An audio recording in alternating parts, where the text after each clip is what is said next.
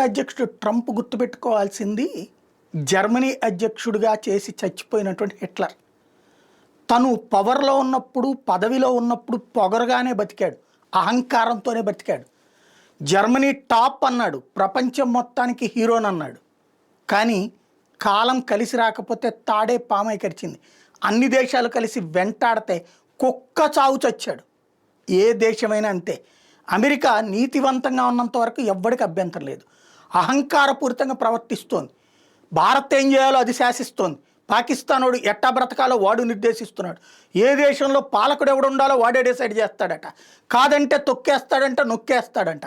ఆస్తులుంటే లాక్కుంటాడంట, లేదంటే కనుక ఏదో వంక పెడతాడట. వెనిజులాలో ఉన్నటువంటి ఆయిల్, బంగారం, నికెల్ ఇట్లాంటి నిల్వల కోసం డ్రగ్స్ అనే ఒక సాకు చెప్పి ఒక దేశాన్ని మింగేశాడు.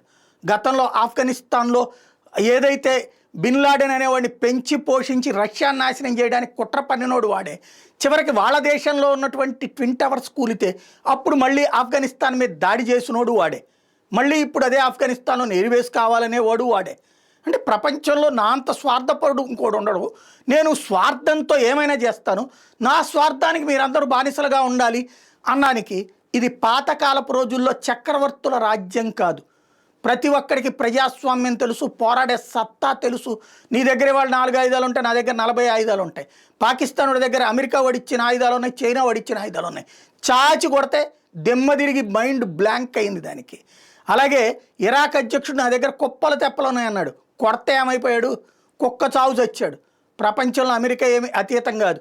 ఎవడు నీ జోలికి రావట్లేదు అంటే అది భయంతో కాదు, మొహమాటంతో.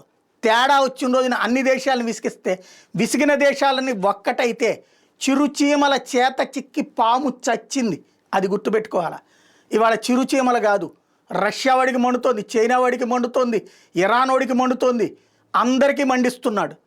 ఆ మంట ముదిరిందంటే అందరూ కలిసి ఒక్కటైతే తెగిస్తే మేము పోతే పోయాం అనుకుని తెగిస్తే అమెరికాలో చావో రేవో తేల్చుకుందాం అనుకుంటే అమెరికాని కాపాడడానికి ఎవ్వడూ మిగలడు. ఎందుకంటే అందరితో గొడవలే, యూరోపియన్తో గొడవలే, నాటోతోనూ గొడవలే. కొందరిని డబ్బులు ఇచ్చి మేనేజ్ చేస్తున్నాం, కొందరిని బెదరేసి మేనేజ్ చేస్తున్నాం. తేడా వస్తే ఆ తేడా వచ్చే రోజు మన కళ్ళు ఎదురకుండానే జరిగే పరిస్థితికి తెచ్చుకుంటారా చూడాల్సి ఉంది.